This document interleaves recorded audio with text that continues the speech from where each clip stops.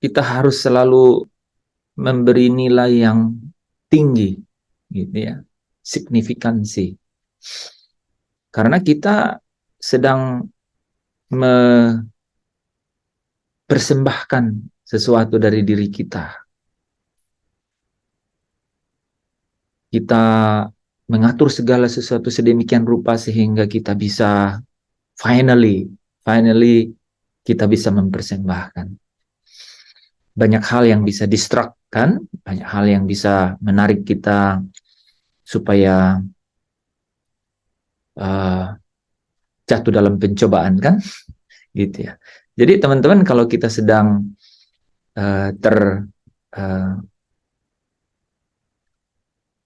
terpesona dengan kemewahan kerajaan dunia, itu yang Pak Stefanus cerita kemarin di Matius 4 ya, terpesona dengan kemewahan kerajaan dunia ini, itu kita jatuh dalam pencobaan.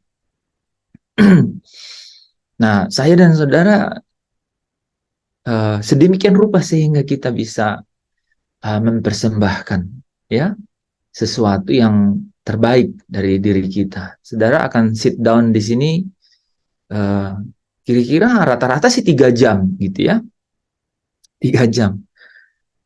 Ini menarik loh saudara, kalau tiap malam 3 jam, tiap malam 3 jam itu uh,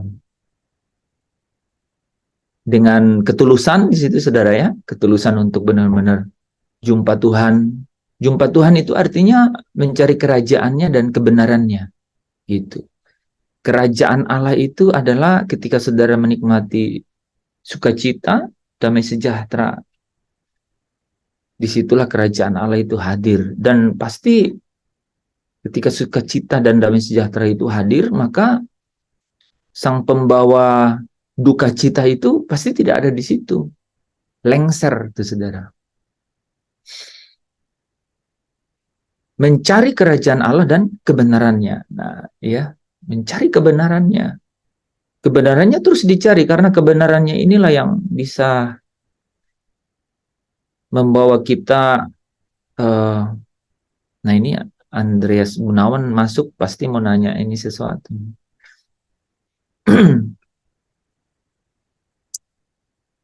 Teman-teman, kebenaran itu melepaskan kita dari belenggu, gitu, melepaskan kita dari suasana terbelenggu, gitu ya.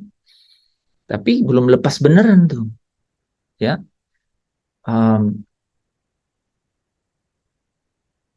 Memang manusia lama kita itu sudah disalibkan bersama Kristus, kan, ya.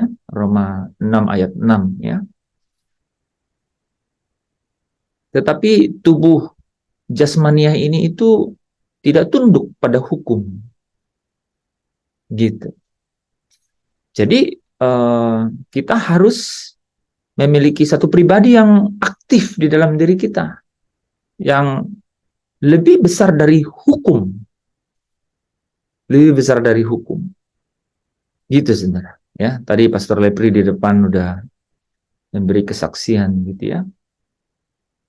Jadi kebenaran ini bukan perkataan, tapi dia tuh kuasa, kan. Kuasa untuk apa, saudara? Nah, ya, ini dari awal sampai akhir di sini itu saya menangkap sesuatu yang sangat jelas. Kemudian Roh Kudus kasih di hati bahwa ini harus diucapkan, ya, disampaikan. Teman-teman, sadarkah kita bahwa ketika kita datang pada Yesus, kita tuh mengharapkan sesuatu yang lahiriah. Itu secara apa ya? Secara otomatis. Otomatis. Jangankan saya dan saudara, Petrus saja begitu. Petrus bilang begini, kan, Tuhan, kami ini sudah meninggalkan segala sesuatu dan mengikut Engkau. Apa yang dapat kami peroleh? Gitu. Ya, hal itu menyedihkan nih, teman-teman ya. Dan Yesus juga meresponnya dengan ya, sedih, gitu ya. Kita secara otomatis selalu terasosiasi gitu dengan yang lahiriah. Nah, Bapak Ibu Saudara yang dikasihi Tuhan,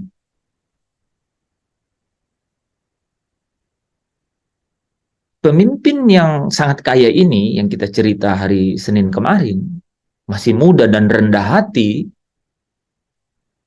profil ini hampir-hampir seolah-olah tidak akan ketemu dengan jalan buntu dengan Yesus, kan? Ya, seorang pemimpin yang sangat kaya dan kemudian masih muda, kok tiba-tiba dia rendah hati, saudara. Dia datang kepada Yesus, bertelut di hadapannya dan mempertanyakan pertanyaan-pertanyaan yang sangat berbobot, gitu, ya. Sesuatu yang dia jadikan keprihatinannya, gitu, kepeduliannya, gitu. Dan dia tidak bertanya mengenai hal-hal yang lahiriah. Dia bertanya mengenai hidup yang kekal. Matius pasal 13, ya. Ayat 44 sampai 46. Kita kemarin udah baca, ya.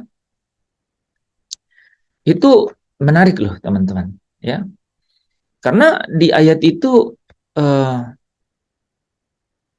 didefinisikan mengenai kerajaan surga. Kerajaan surga itu terdefinisi. Ya, kerajaan surga itu bukan kerajaan Allah, ya, saudara, ya. Kerajaan surga itu punya lokasi yang jelas. Kerajaan Allah itu kehadirannya Allah. Kerajaan Allah itu ada di antara kamu, katanya. Jadi ketika iblis tidak ada di situ, itu kerajaan Allah. Kalau bukan kerajaan Allah, berarti apa? Kerajaan kegelapan. Di mana sang penguasa kegelapan ini yang menjadi tuan atau raja di situ. Jadi ketika aku mengusir setan keluar dari orang itu, maka kerajaan Allah itu sudah ada di antara kamu. Nah, kalau ini tuh kerajaan surga, jelas. Kerajaan surga itu posisinya jelas. Ada di surga. Dan surga itu fisik. Tidak ada surga di sini. Kecuali surga di bawah telapak kaki ibu itu. Yang orang bilang. Itu surga. Ini surga, ya. Pakai O. Ya, bukan itu, ya. Bukan dari itu, ya. Tapi ini tuh punya posisi, punya lokasi, saudara, ya. Secara fisik. Itu kerajaan surga. Nah, di sanalah, ini, saudara, saya ulangnya, di sanalah kehidupan yang kekal itu akan berlangsung. Imajinasi, fantasi, kebenaran seperti ini, saya sebut begitu karena masih samar-samar. Seperti Paulus bilang, seperti dalam cermin. Ya, karena apa? Secara fisik kita belum ada di situ, kan? Belum bisa juga lihat Yesus dalam keadaannya yang sebenarnya. Jadi kapan itu terjadi? Ketika saya dan saudara menjadi sama seperti Yesus, memiliki tubuh mulia dan melihat Yesus dalam keadaan yang sebenarnya. Itulah kerajaan surga. Nah, pemimpin yang sangat kaya dan muda dan lagi rendah hati ini, gitu ya, itu mengangkat pertanyaan yang berbobot, ya, menjadi keprihatinan dan kepeduliannya mengenai kehidupan yang kekal. Teman-teman, itu hal yang luar biasa. Itu cara hidup.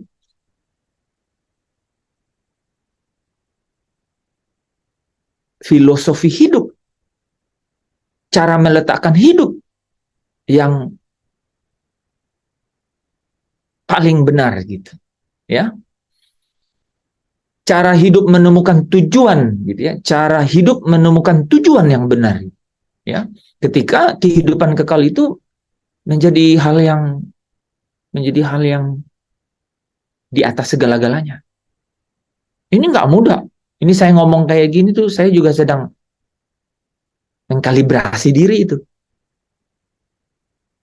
gitu, ya. Tapi nggak ada cara lain loh, ya, teman-teman, nggak ada cara lain. Caranya adalah memang benar-benar merindukan, menginginkan kehidupan itu. Saya dan saudara harus setiap saat merenung. Jadi kalau kapan momen terbaik saudara merenung, renungkan itu, ya, renungkan itu, ya, mengenai hidup yang kekal selama-lamanya bersama Tuhan di kerajaan surga, gitu. it's going to be fun gitu. Pasti itu menyenangkan, saudara. Ya, dia pasti membawa energi baru, saudara, ke dalam kehidupan kita sebagai orang percaya. Ya, itu sebabnya Paulus menulis kepada jemaat di Kolose, ya, orang-orang yang seperti ini, saudara, ya, serius, peduli, menjadikan itu keprihatinannya, gitu ya. Dia katakan menginginkan hidup kekal itu lebih dari kenikmatan apapun yang terdapat di dunia ini, gitu ya. Itu kepada mereka, saudara, ya, Paulus menulis ke jemaat yang ada di Kolose. Dia katakan kepada mereka, Allah mau memberitahukan, gitu ya, betapa kaya dan mulianya rahasia itu. Jadi itu rahasia memang.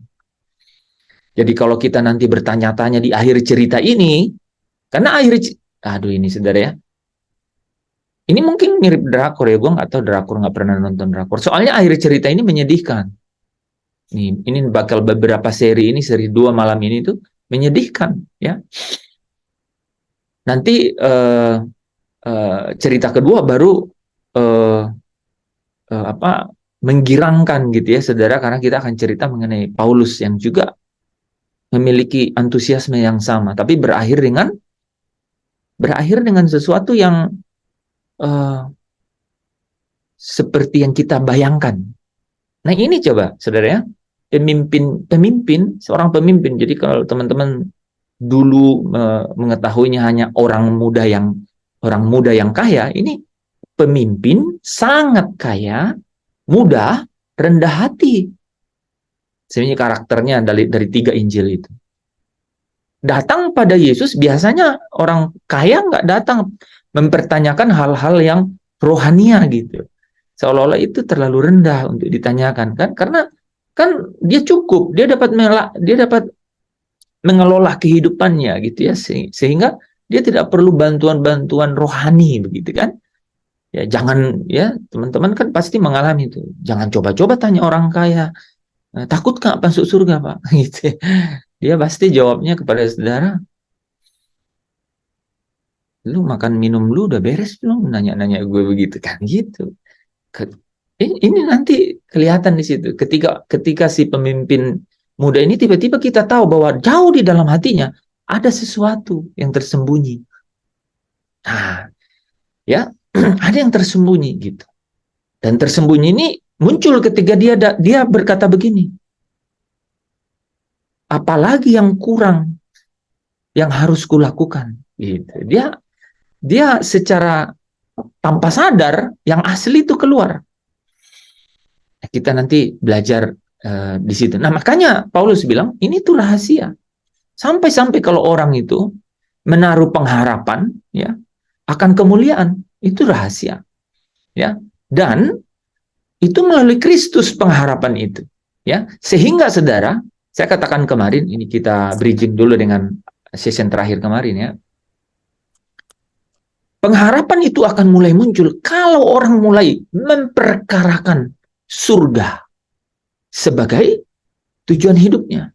Itu pengharapan itu baru bangkit nih saudara. Kalau saudara ingat yang saya katakan tadi Matius 13 ayat 44, 45 dan 46 ini, menarik kan?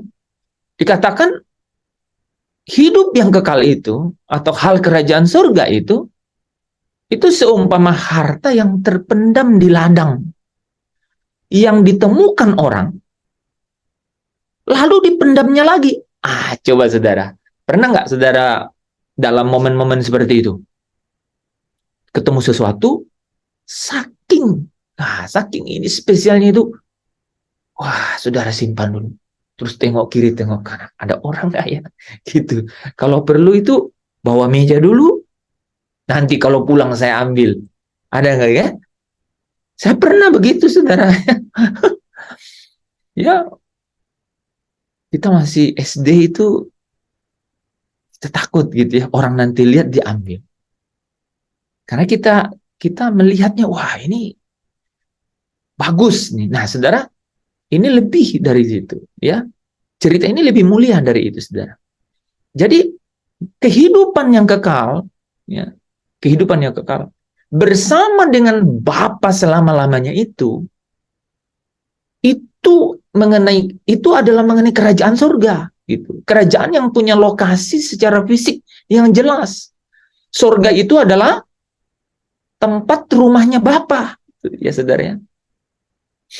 Nah, dikatakan bahwa itu seumpama harta yang terpendam di ladang dan yang ditemukan orang, lalu dipendamnya lagi, ya. Oleh sebab sukacitanya, gitu ya. Oleh sebab sukacitanya, artinya dia udah mengerti ini, dia udah tahu. Nah, ini mirip sama orang kaya ini kan sebenarnya, ya. Dia tahu, makanya dia datang pada Yesus kan, gitu. Apa yang dia lakukan, saudara? Everything, all things, gitu, saudara ya.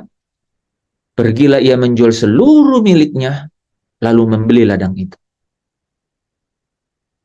Atau seumpama seorang pedagang yang mencari mutiara yang indah. Artinya pedagang mutiara ini nggak mungkin ini pedagang sapi kan, nggak mungkin, nggak tahu dia kerat-kerat, nggak tahu kan. Tapi dia ini pedagang mutiara nih, karena dia tahu, dia sedangkan dibilang mencari mutiara yang indah. Setelah ditemukan mutiara yang sangat berharga, ya pun pergi menjual seluruh miliknya lalu membeli mutiara. Nah, teman-teman, memperkarakan hidup akan kekekalan itu, ya, yaitu tinggal selama-lamanya bersama dengan Bapa itu, yaitu mengenai kerajaan di mana Bapa ada yang disebut kerajaan surga, itu perspektifnya seperti itu. Memang harus begitu. Jadi saudara nanti bisa nangkap nih keseluruhan cerita. Apa yang miss ya? Apa ya? Pemimpin sangat kaya, masih muda, rendah hati gitu. Kenapa? Cerita akhirnya sedih gitu, ya.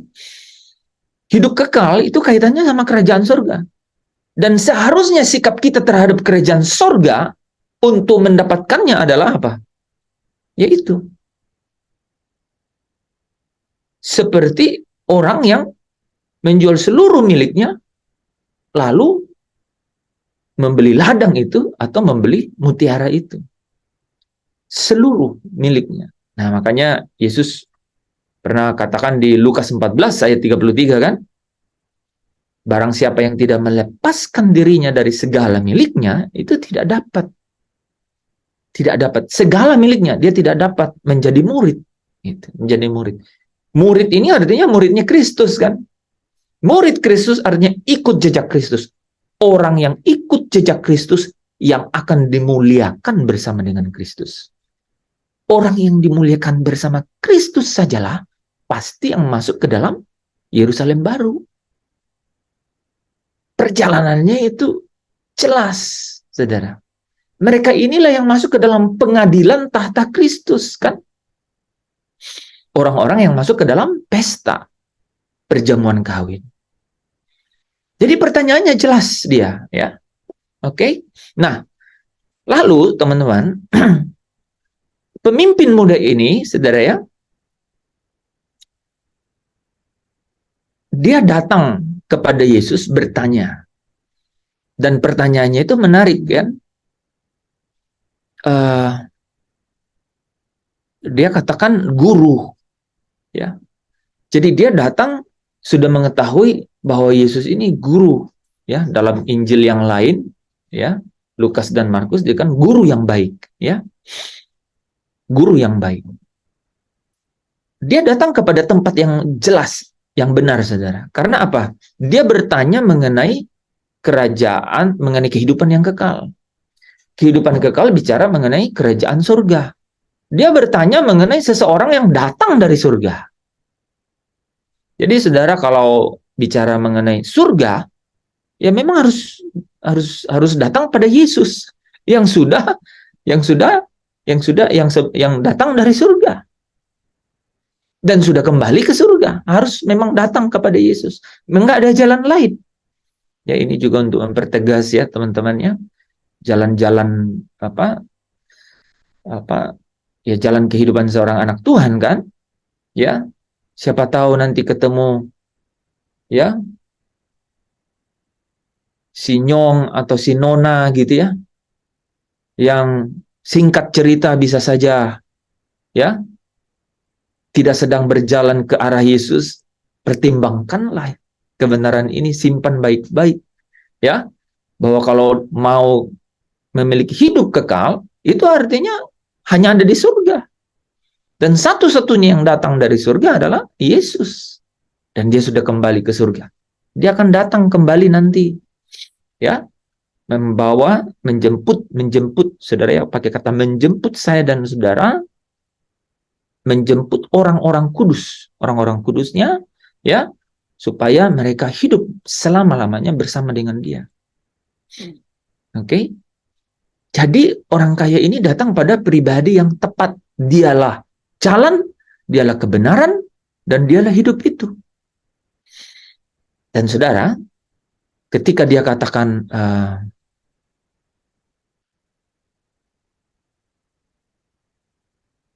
guru, perbuatan baik apakah yang harus kuperbuat untuk meroleh hidup yang kekal, ya, Yesus menjawab dengan, apa sebabnya engkau bertanya kepadaku tentang apa yang baik? Saudara perhatikan Alkitab saudara, hanya satu, kata satunya pakai S besar. Hanya satu yang baik. Dan perkataan ini Yesus teguhkan kepada pemimpin muda yang kaya ini. Dia meneguhkan bahwa ini yang kau katakan ini, kau harus sadar loh. Engkau harus sadar bahwa cara kau bertanya ini jangan sampai hanya spontan dan tidak tahu artinya gitu. Dia mengatakan begitu, saudara. Ya, artinya kebenaran itu mau disingkapkan oleh Yesus supaya imannya benar-benar jadi teguh. Ya, Yesus melihat bahwa ia itu sungguh-sungguh ketika memanggil Yesus dengan sebutan guru yang baik, ya, bahwa dia memandang Yesus sebagai Allah, guru yang baik.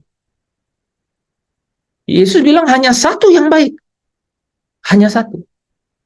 Dan Zakaria 14 ayat 9 mencatat, yaitu Allah yang esa dan satu saja namanya. Jadi dia ngerti ini.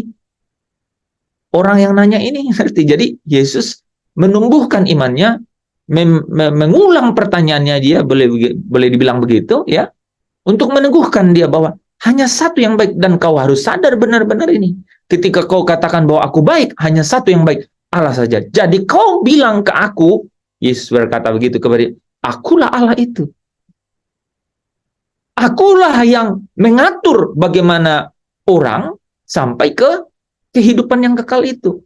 Kau datang pada orang yang benar. Kira-kira diselesaikan Yesus dengan tanya jawab ini nih, saudara. Ya, apa sebabnya engkau bertanya kepadaku tentang apa yang baik? Hanya satu yang baik. Oke?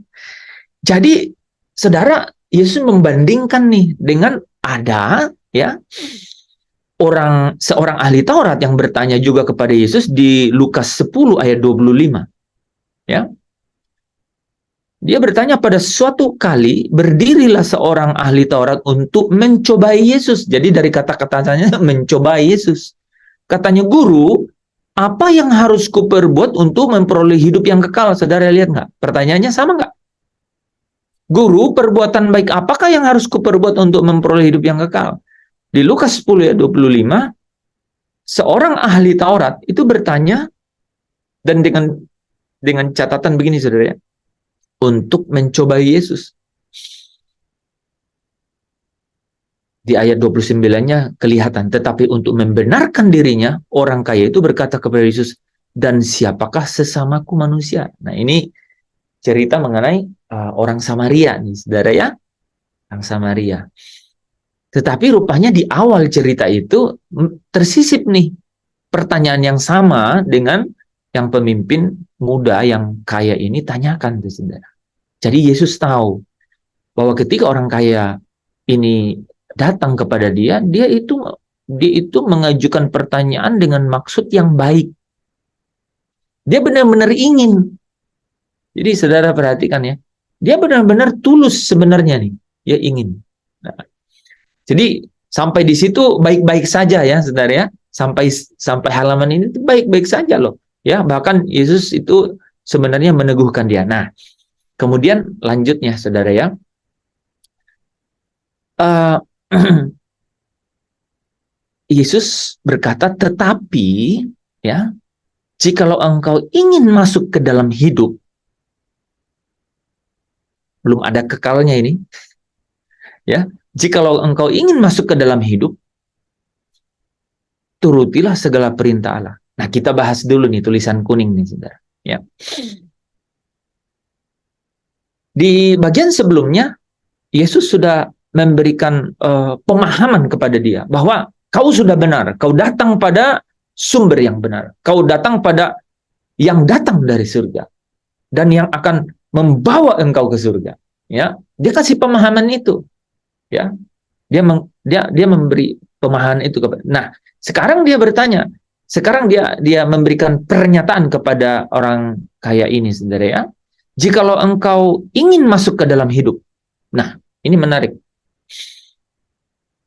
Saudara, hidup kekal, sesungguhnya itulah satu-satunya kehidupan yang sejati. Hidup kekal. Jadi, kalau kita bicara mengenai hidup nih saudara, hidup kekal itulah satu-satunya hidup. Hidup yang sekarang ini, ya, hampir tidak bisa dikatakan hidup. Gitu saudara, ya. Kenapa? Karena hidup yang diakhiri, ya, yang berakhir dengan maut. Ya, coba orang nih ya, saya hari ini kebetulan ada masuk ke grup lama sekali, grup yang dari tahun 97 ya saudara. 97 itu sudah 26 tahun ya saudara ya. Rupanya orang yang bersama-sama waktu itu sudah 5 orang yang meninggal. Saya juga nggak tahu kalau udah meninggal. Hidup, ya hidupnya berakhir ya saudara ya. Nah, ini yang Yesus katakan di sini, ya.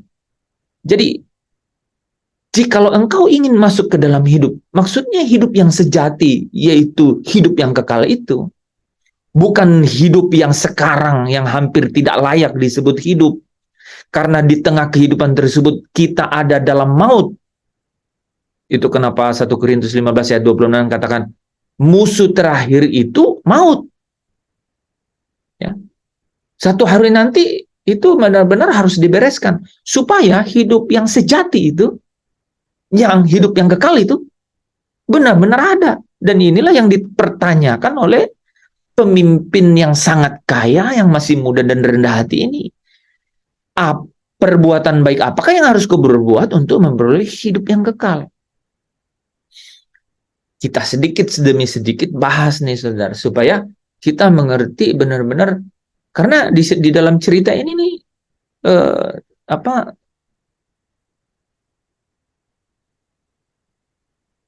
ini alasan kenapa Yesus datang.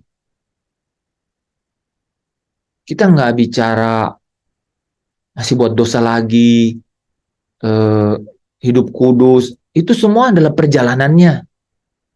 Ini at the end of the day, ini bicara mengenai di surga selama-lamanya, hidup kekal, kan gitu.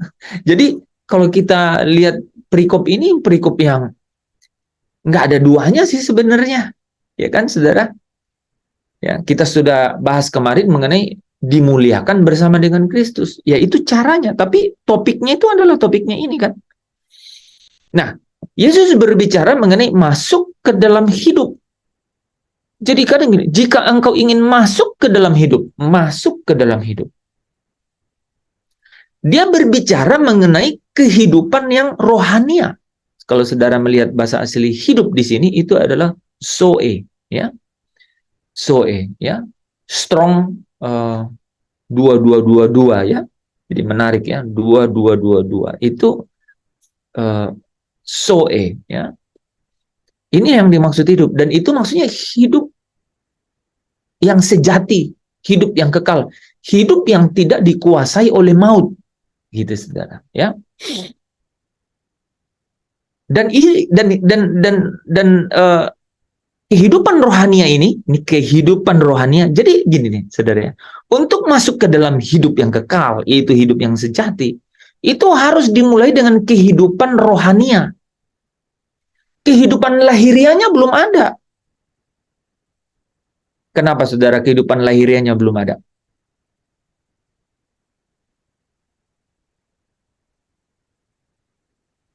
Hmm?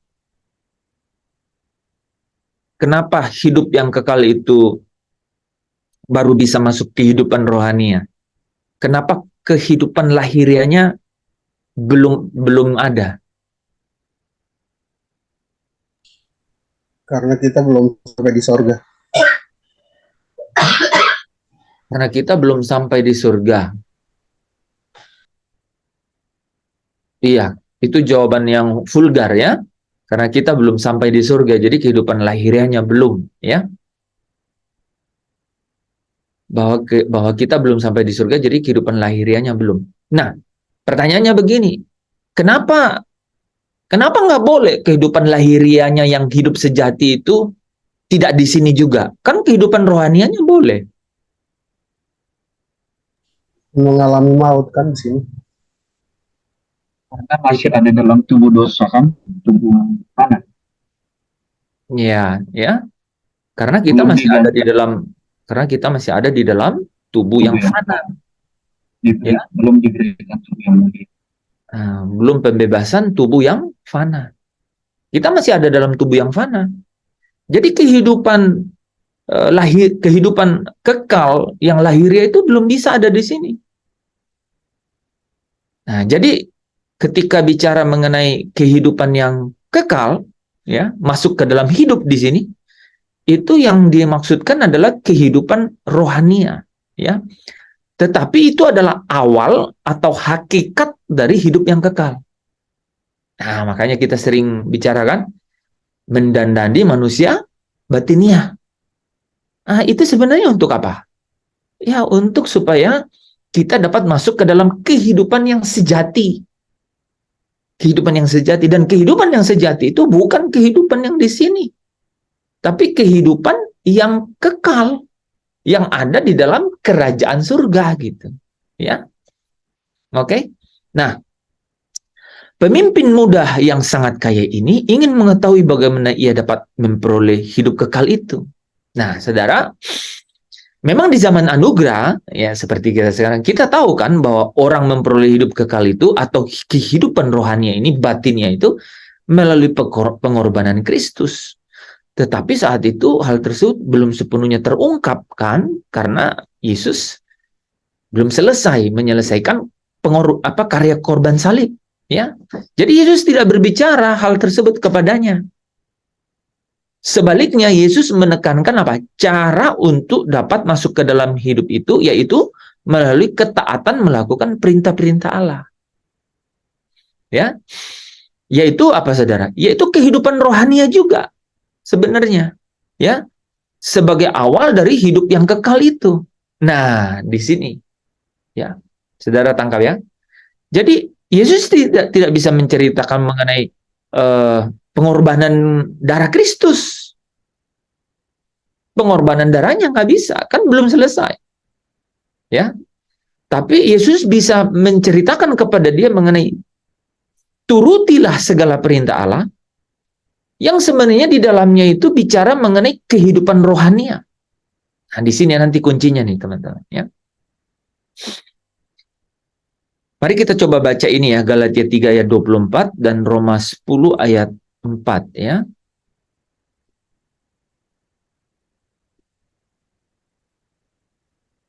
Galatia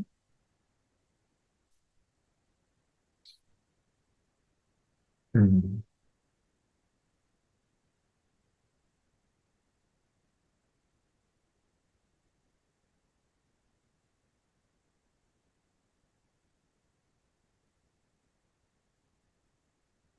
Oke.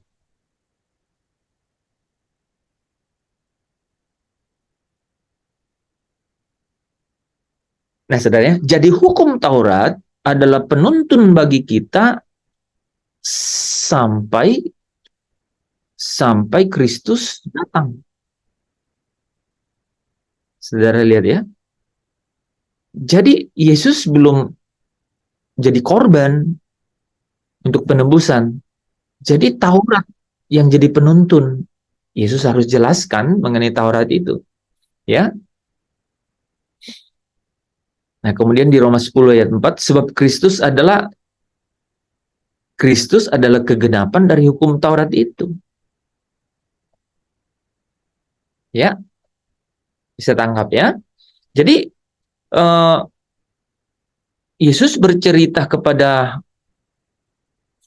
pemimpin yang kaya ini, saudara, ya, itu dengan pesan mengenai turutilah segala perintah Allah. Karena di dalam perintah Allah ini, nanti kita baca ayatnya ya, itu sebenarnya terkandung kehidupan rohania. Nah, ya, saudara simpan kata-kata itu karena itu akan menjadi kunci ini nanti. Sudah ada dua kunci. Yang pertama, kalau dia bicara mengenai hidup kekal, itu bicara mengenai kerajaan surga. Dan itu artinya bicara mengenai segala milik. Ya, dia harus menjual segala miliknya. Itu poin pertama ya. Tadi tangkap itu ya. Itu nanti di bagian terakhir di situ jadi bertentangan. Itu kenapa tidak ketemu dengan Yesus. Karena dia nggak sadar bahwa hidup yang kekal itu bicara mengenai orang yang mengingininya, sungguh-sungguh mengingininya, itu harus melepaskan segala miliknya atau menjual segala miliknya untuk mendapatkan itu. Harus mempunyai hasrat, kerinduan, keinginan seperti itu. Kalau memang ingin ya kehidupan yang sejati itu, atau kehidupan yang kekal itu, atau kehidupan di dalam kerajaan surga itu. Ini sampai ke kita juga, saudara. Sampai ke kita. Wah, ini dari kemarin tuh saya juga selalu coba untuk ini ya, memanifestasikannya sebisa-bisanya nih, saudara ya, dalam hidup kita nih sehari-hari. Waktu 24 jam. 24 jam. Masing-masing kita sama. Dan 24 jam ini nggak ada yang lebih, nggak ada yang kurang. Gitu. Jadi kalau kita bilang nih, aku rindu benar-benar gitu ya, mengenai hidup yang sejati atau hidup yang kekal itu, atau hidup di kerajaan surga itu, woi, berapa nih? Ini masih untung nih kita nih teman-teman ya. Masih untung, hampir tiap malam 3 jam. Ya. Hampir tiap malam 3 jam. Apalagi kalau saudara-saudara yang teman-teman yang lain kan punya lagi waktu-waktu lain itu. Harus dengan perspektif dan dengan keseriusan yang sungguh-sungguh disadari begitu bahwa ini nih menyangkut hidup kekalku. Ya, ini menyangkut hidup kekal. Gitu loh ya. Saudara, sehingga berbeda, menjalaninya itu beda. Menjalaninya itu dengan begini, ini jalan satu-satunya.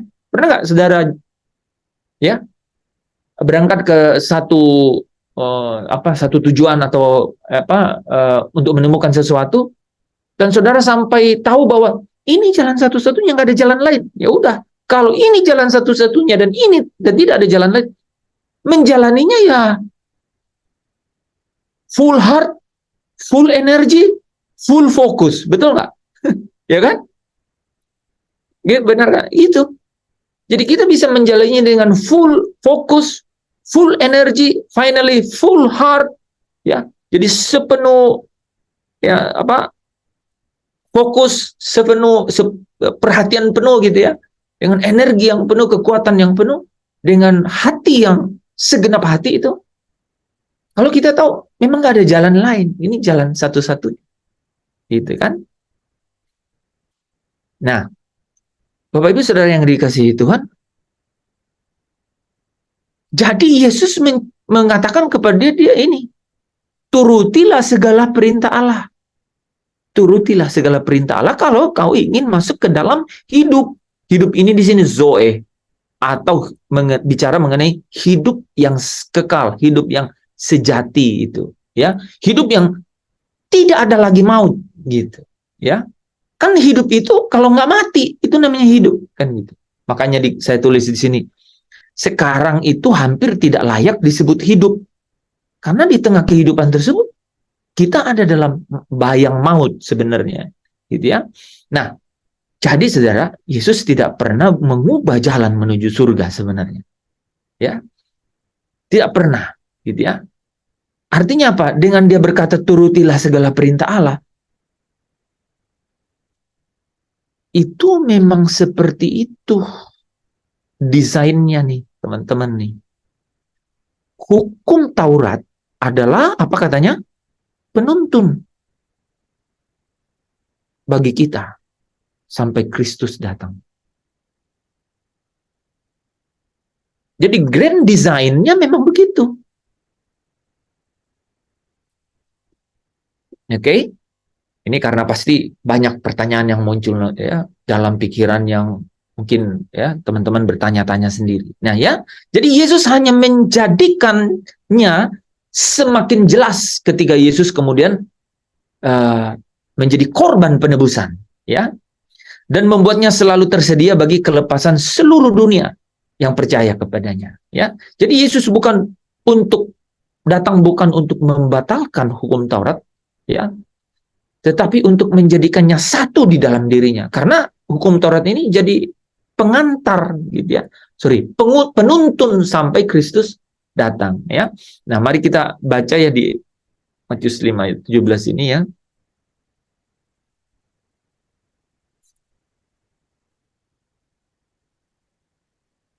Janganlah kamu menyangka, Yesus berkata, tulisan merah, bahwa aku datang untuk meniadakan hukum Taurat atau kitab para nabi. Aku datang bukan untuk meniadakannya, melainkan untuk menggenapinya. Ya. Dan ya, satu-satunya ayat dalam Alkitab yang berkata membatalkan itu adalah ini.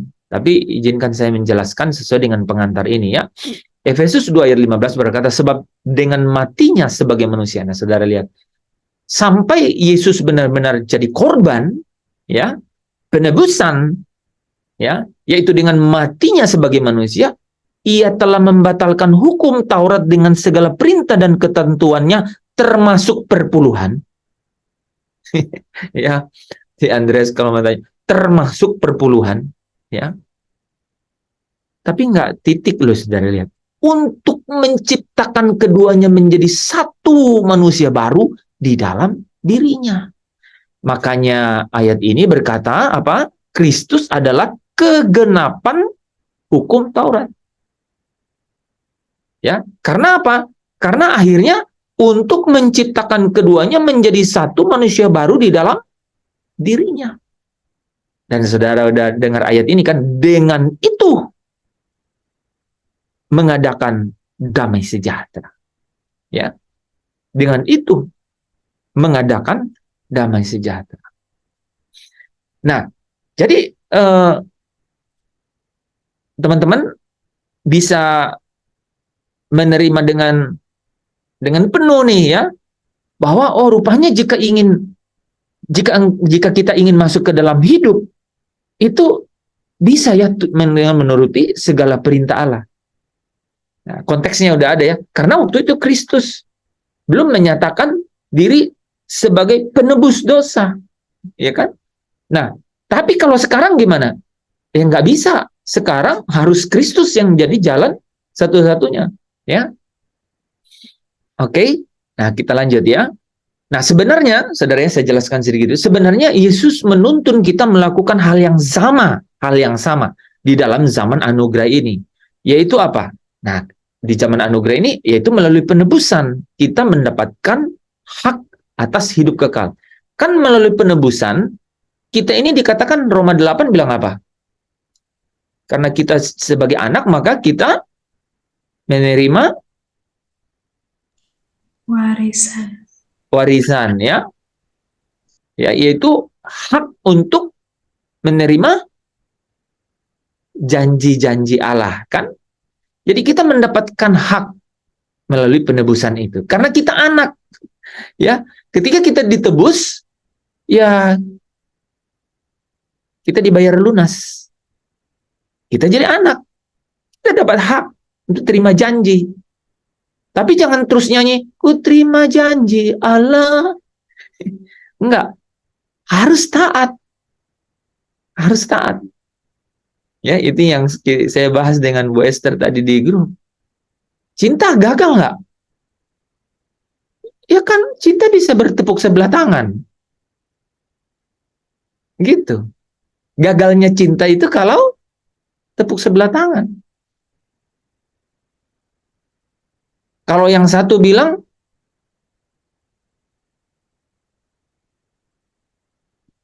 saya sudah tidak punya rasa sama Nona, misalnya gitu. Atau sama Nyong. Itu tepuk sebelah tangan.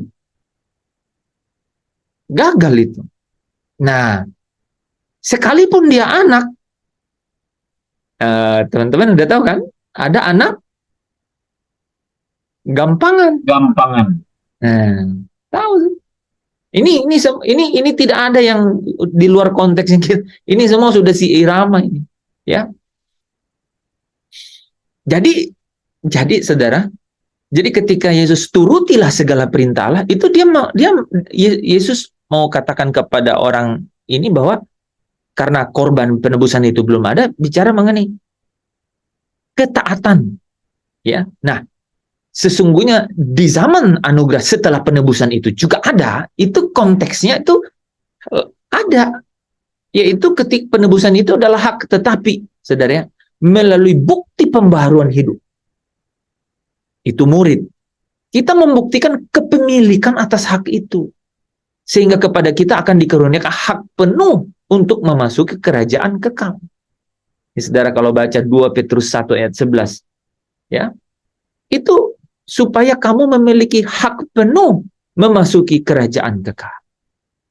Ya. Nah, melalui Kristus kita diluputkan dari kutuk kuasa hukum Taurat, ya.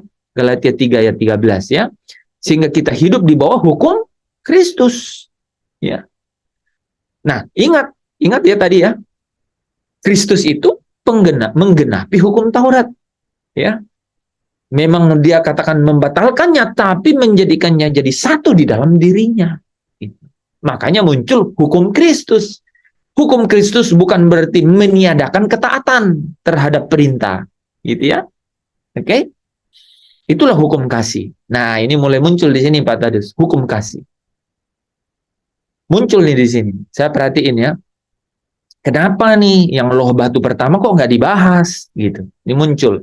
Inilah perintah yang baru itu, supaya kamu saling mengasihi sama seperti aku telah mengasihi kamu. Demikian pula kamu harus saling mengasihi. Pada hari Tuhan, saudara, ya, kita simpulkan dulu yang di sini. Pada hari Tuhan, hanya hamba-hamba yang rajin dan setia yang akan masuk ke dalam sukacita Tuannya. Hanya yang taat. Jadi kalau Yesus bilang turutilah segala perintah, itu mengajarkan ketaatan. Sekalipun Yesus datang kemudian melakukan penebusan ini, ya itu saudara dan saya dapat hak. Tapi membuktikan kepemilikan hak itu melalui pembaharuan hidup, yaitu ketaatan. Yaitu apa? Hamba yang rajin dan yang setia. Ya. Dan sukacita tersebut adalah hidup kekal baginya, ya. Kita yang beriman akan masuk ke tempat perhentian. Jadi kita beriman masuk ke dalam, tetapi sementara kita menantikan kemuliaan yang akan dinyatakan kepada kita kelak, apa saudara? Harus berusaha. Ya kan? Harus taat. Harus turuti segala perintah. Ya. Jadi di sini saya lagi meletakkan konteksnya, saudara ya, mengenai masuk ke dalam kerajaan, turuti segala perintah. Bukankah masuk ke dalam kerajaan itu melalui penebusan darah Kristus? Gitu ya. Nah, tapi konteks ketaatan ini nggak pernah hilang, saudara ya. Ini saudara kalau ingat ini ya. Jadi sambil kita menantikan itu, kita harus berusaha supaya kita kedapatan tak bercacat dan tak bercelah. Ya. Nah, pemimpin yang muda, ya pemimpin muda yang kaya ini, saudara, itu dia bertanya kepada Yesus, perintah yang mana? Nih saudara bayangkan ya, saudara perhatikan. Yesus katakan turutilah segala perintah. Saking nih saudara di sini yang ingin diangkat itu adalah memang sejak awal dia menjadikannya itu kepedulian, keprihatinan, dia menjadikannya itu sesuatu yang ingin dia cari-cari, sehingga dia kejar terus nih Yesusnya kan bilang perintah yang mana, ya. Jadi mencarinya dengan tekun. Nah, ketika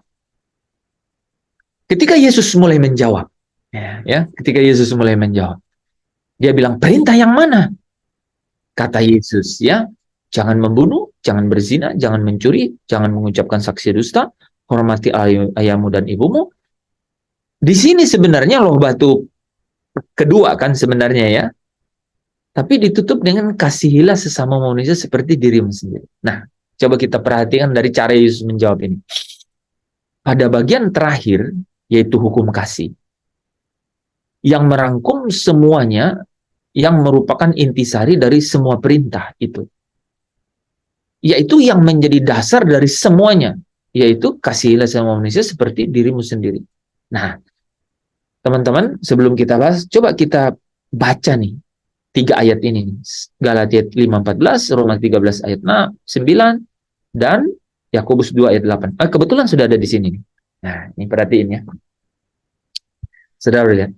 Karena firman, jangan berzina, jangan membunuh, jangan mencuri, jangan mengingini, dan firman lain manapun juga, sudah tersimpul dalam firman ini.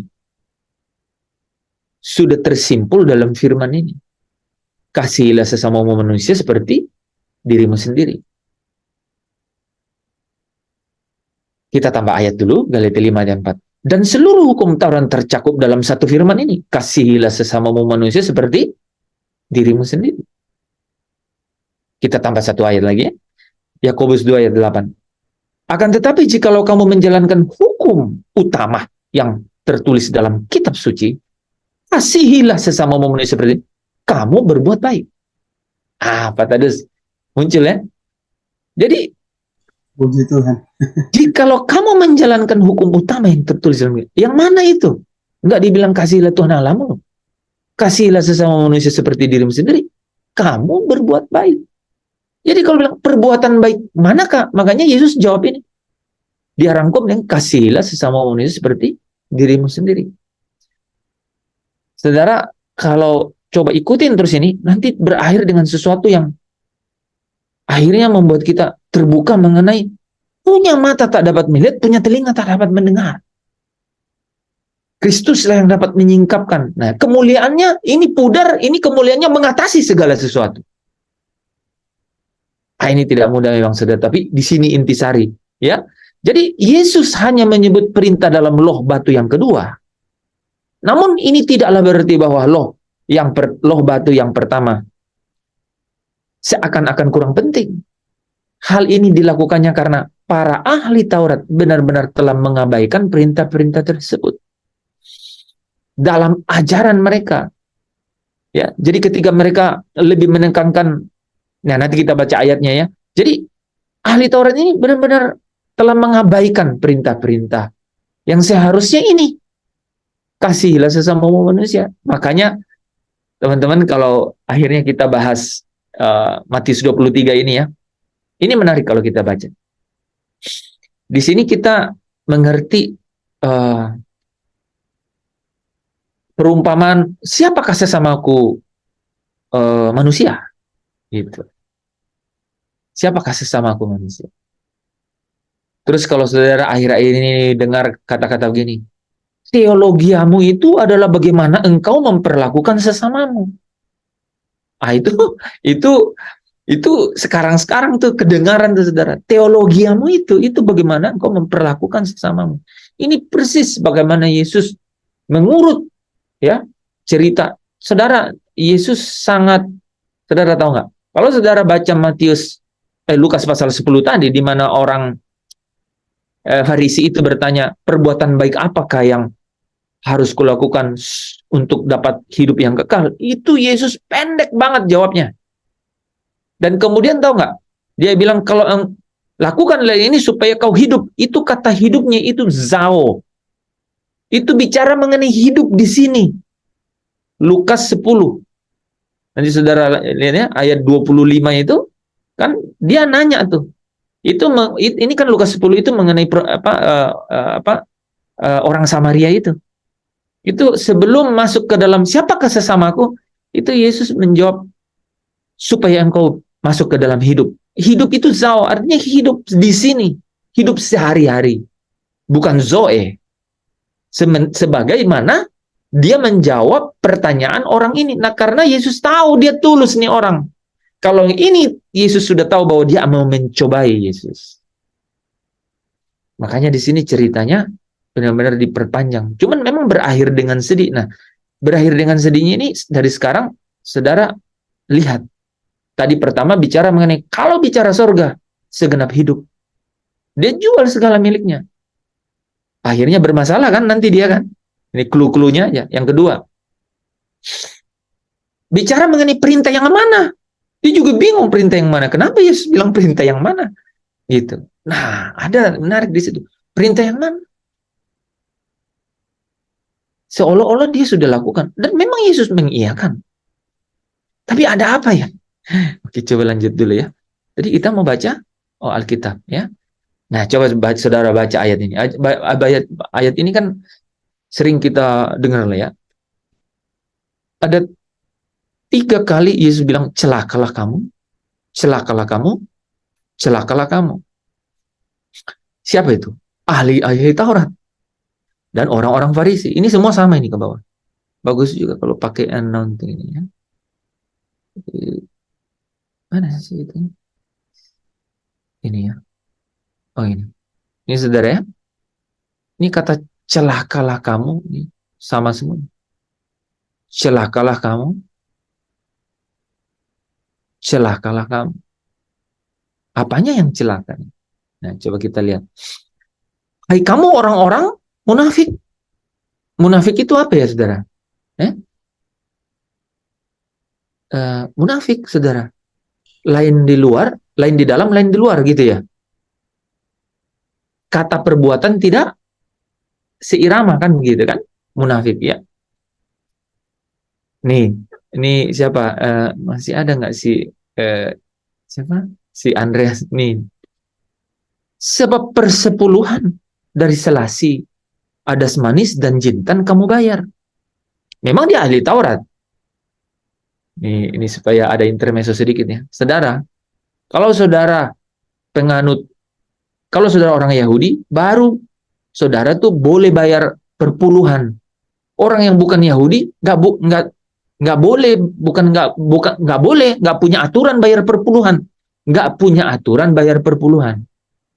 Hanya orang Yahudi yang taat sama Taurat yang punya aturan bayar perpuluhan.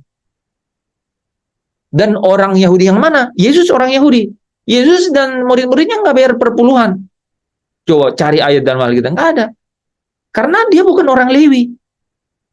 Nggak bayar perpuluhan karena dia bukan orang Lewi. Kalau memberi ke gereja 1/10, silakan, tapi bukan perpuluhan. Kalau bisa jangan 1/10, 1/15, 1/15 semakin kecil malah ya. Kalau bisa jangan 10%, 15%. Persembahan ke gereja bagus. Tapi apa? Tidak ada perpuluhan. Yang membayar perpuluhan itu adalah orang Yahudi. Dan itu saudara, ya. Perpuluhan itu dari mana? Kenapa muridnya Yesus nggak bayar perpuluhan? Karena dia nggak punya tanah perjanjian, nggak kebagian tanah perjanjian. Hanya orang yang kebagian tanah perjanjian di mana dia mengelola ladang dan kemudian ada lembu, domba, sapi ya yang bayar perpuluhan. Jadi kalau nelayan yang punya ikan dia nggak ada perpuluhan, nggak bisa ikan dia dijadikan perpuluhan. Nah, saudara, apalagi gaji saudara nggak bisa, nggak bisa. Tapi saudara mau kasih ke gereja 10%, saya bilang 15% kalau bisa. Tapi nggak ada, gitu. Ikan saja nggak bisa jadi perpuluhan, gitu. Ya, jadi lembu, ya, kambing kalau nggak salah apa ya? Ada aturannya itu saudara, ya, gitu ya. Nah, dan dari ini saudara ya, dari itu. Nah, ada lagi yang menarik nih, misalnya lembunya misalnya ini saudara, misalnya 30 ya. Itu yang dibilang perpuluhan itu yang mana? Yang ke-10 diambil. 10 diambil. Menurut kelahirannya lahir ya, diambil ini, yang ke-10 diambil. Tapi yang ke-10 yang pertama ini dimakan sama-sama. Saudara pernah nggak makan perpuluhan saudara? Kan parah kan? Nggak ada. Harusnya makan sama-sama yang pertama. Yang kedua, ya 11, 12, 13, 14, 15, 19, 20 itu diambil sama-sama dimakan. Nanti yang ketiga, ya, yang ketiga ini ya, 21, 22, 25, 20 dan 30, nah itu untuk imam. Ini cacat atau tidak cacat itu tetap untuk imam. Itu namanya perpuluhan. Kalau sampai domba atau lembunya saudara itu bukan saudara ya, orang Yahudi itu 39, bukan 3,9 yang dia harus, enggak, tapi hanya hitungan 10, 20 dan 30. Kan nggak nyampe 40, jadi nggak ada yang ke 40. Kebayang nggak saudara? Terus tiba-tiba orang kasih bilang, dari 20 juta kok 2 juta perpuluhan. Nggak ada. Perpuluhan tuh nggak bisa dengan pakai uang, ya. Itu perpuluhan. Yesus nggak bayar puluhan, Rasul-Rasul itu nggak bayar puluhan. Bahkan 3 abad pertama itu, saudara, 3 abad, 300 tahun setelah itu juga tidak ada perpuluhan. Katolik Roma pertama yang kemudian ada muncul perpuluhan. Malah diikutin. Tapi sekarang, kalau saudara perhatiin di gereja-gereja Katolik, tidak banyak. Bahkan saya nggak pernah dengar ada perpuluhan. Ya. Nah, tapi intinya, perpuluhan itu untuk orang Yahudi yang taat sama Taurat. Dan tujuannya kemana? Ke orang Lewi. Jadi karena Yesus bukan orang Lewi, dia tidak berhak menerima. Atau rasul-rasul itu menerima, nggak berhak. Mereka bukan orang Lewi, nggak berhak menerima perpuluhan. Jadi yang berhak menerima perpuluhan itu adalah orang Lewi. Dan kemudian, malah Andreasnya hilang. Mungkin kata itu jangan dengerin tuh. Nanti baca Alkitabnya. Nah, ya, itu orang Lewi atau apa ya, saudara? Janda. Kemudian yatim piatu. Orang nggak baca benar yang di Maliaki itu ya. Itu Maliaki 1, kedua itu kan sebenarnya ditegur itu. Ya karena apa? Karena orang Israel itu marah. Ya, imam-imamnya itu, saudara tahu nggak, ke satu kejadian itu, kalau itu tadi ya, yang domba ke-10, ke-20, ke-30, itu kan cacat atau tidak cacat, ya itu yang diambil, kan namanya perpuluhan. Nah, tapi imam yang kemudian menyeleksi mana ini yang sempurna untuk dipersembahkan. Terbalik, yang cacat dia persembahkan, dia bakar, yang ini yang dia makan. Marah mereka. Marah, udah nggak usah bayar perpuluhan. Maka Maliaki itu diingatkan lagi di Maliaki 3 itu kepada umat itu, ya, gitu, bahwa bawalah persepuluhan ke rumah Tuhan untuk supaya apa katanya? Di rumahku ada persediaan untuk janda dan orang miskin dan yatim piatu dan pendatang. Siapa pendatang itu, saudara?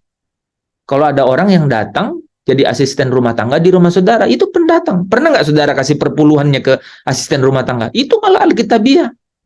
Tapi perpuluhan bukan perpuluhan ya. Kalau sampai itu 3. Gitu. Perbendaharaan di rumahku untuk 3. Ya, makanya saya bilang tadi itu pakai perpuluhan untuk bangun gereja itu nggak boleh, nggak ada sebenarnya. Nah, Tapi kalau itu adalah 1/10, silakan 1/10 ya.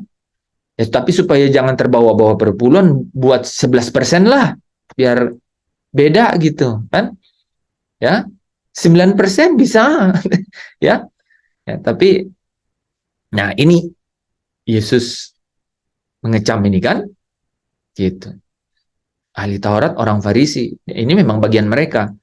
Persepuluhan dari selasi, ada manis jintan kamu bayar, tetapi yang terpenting dalam hukum Taurat kamu abaikan, yaitu keadilan, belas kasihan, dan kesetiaan. Nah, dia tambah nih ke bawah ya. Celakalah ahli Taurat dan Farisi, kamu orang munafik, sebab cawan di pinggan kamu bersihkan sebelah luarnya. Nah, ini kan muncul dari orang munafik tadi ini ya. Tetapi sebelah dalamnya penuh dengan rampasan dan kerakusan. Nah, ini lebih lebih ini lagi di sini nih saudara ya. Kamu sama seperti kuburan yang dilabur putih, di sebelah luarnya memang bersih tampaknya, tetapi yang sebelah dalamnya itu penuh tulang belulang dan berbagai jenis kotoran. Muncul kata ini, bersihkanlah dahulu sebelah dalam cawan itu, maka sebelah luarnya juga akan bersih.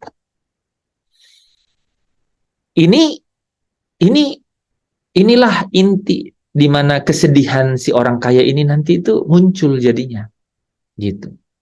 Karena dia tidak menangkap sesuatu dari makna rohania yang ada di dalam perintah Allah itu, ya, makna rohani yang ada dalam perintah Allah itu. Oke, kita lanjutkan ya teman-teman. Jadi ajaran mereka hanya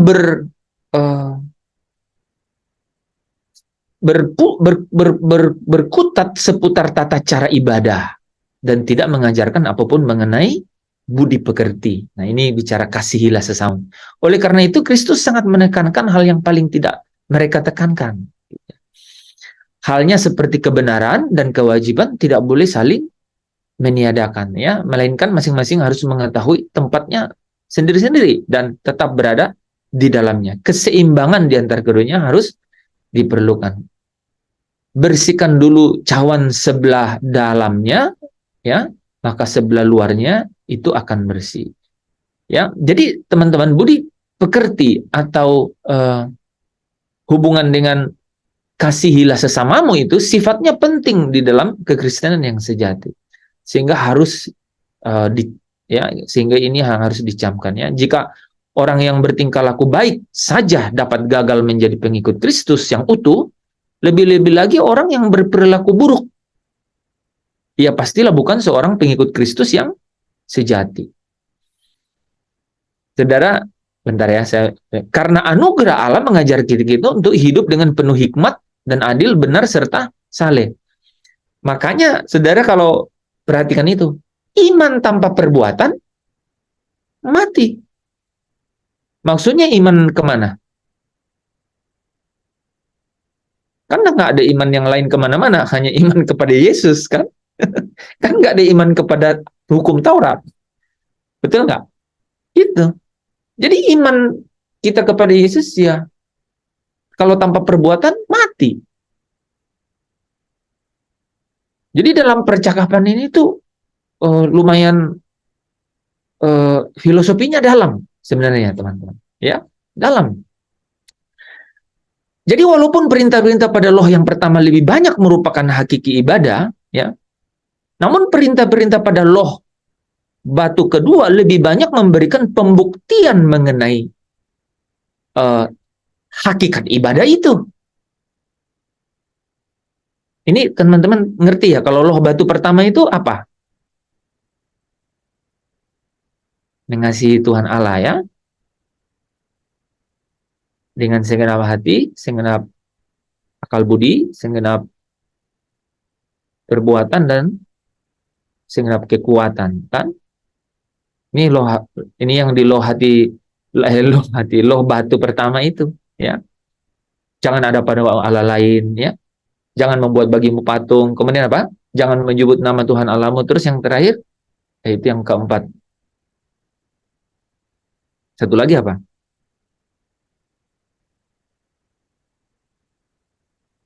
Dorcas.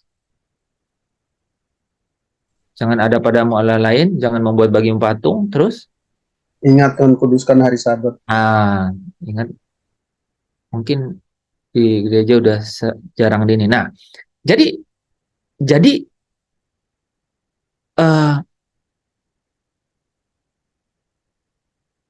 perintah-perintah yang dikatakan tadi itu, turutilah perintah-perintah Allah yang ada di loh batu yang kedua itu akan lebih banyak memberikan pembuktian mengenai hakikat atau hakikat mengenai ibadah kepada Allah itu. Jadi kalau kita berkata iman kita kepada Yesus, maka perbuatan kita juga harus seperti iman kita itu. Nah, makanya kan Yesus bilang begini di Matius 25 kan. Kalau engkau memberi kalau engkau mengasihi salah satu dari saudaraku yang paling hina ini, engkau melakukannya untuk aku. Nah itu. Bayang ya? Jadi hakikat ibadah, yaitu iman kepada Yesus, itu pembuktiannya di pembuktiannya di ketaatan menuruti perintah-perintah yang ada di kaitannya dengan kasihilah sesamamu manusia. Nah, itu kenapa muncul kata-kata teologiamu itu adalah bagaimana kamu memperlakukan sesamamu, gitu. Ya. Nah, jadi saudara, terang kita bisa berkobar-kobar mengenai apa? Engkau gairah hidupku, satu-satunya ya Bapa. Tapi di dalam kamar sendiri makan ikan goreng, terus ada telur goreng, ada sih, terus samping rumahnya belum sarapan sampai makan malam juga tidak ada. Nehi. Nggak bisa. Coba tuh saudara, bayangkan nggak? Di sini kita belajar sesuatu. Saya juga belajar sesuatu. Ya, kita tuh nggak bisa bilang, oh, rupanya kalau sudah menjadikan Tuhan itu satu-satunya itu udah selesai. Surga teriak. You harus buktikan hakikat itu.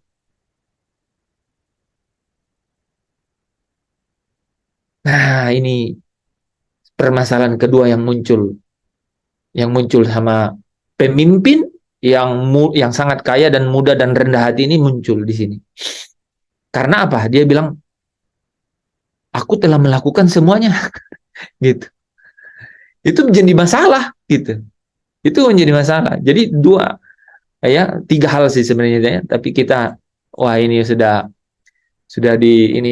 jam nih teman-teman ya. Kita lanjut lagi. Ya memang ini serinya panjang, tapi malam hari ini sedikit lebih rumit ya.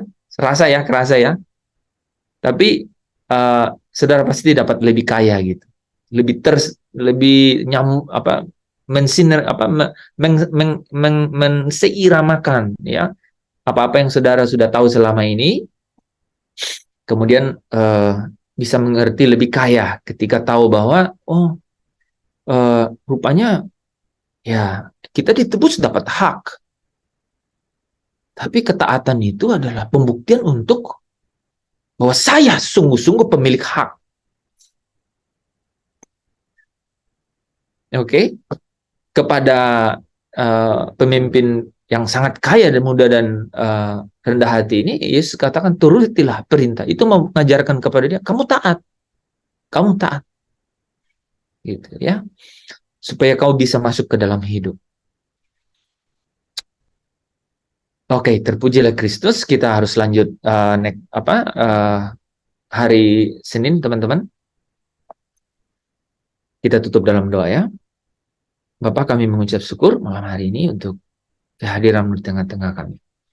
Kehadiran-Mu yang memberikan kami rema, kebenaran yang menjadi kuasa Tuhan, kebenaran yang berkuasa membebaskan, kuasa memberikan kelegaan di tengah-tengah kami. Terima kasih untuk setiap firman kebenaran-Mu. Meteraikan Bapa, bahkan Allah Roh Kudus kiranya Kau menuntun kami untuk menyingkapkannya jauh lebih kaya lagi Tuhan, sehingga Dia dapat mengatasi segala sesuatu di dalam hidup kami.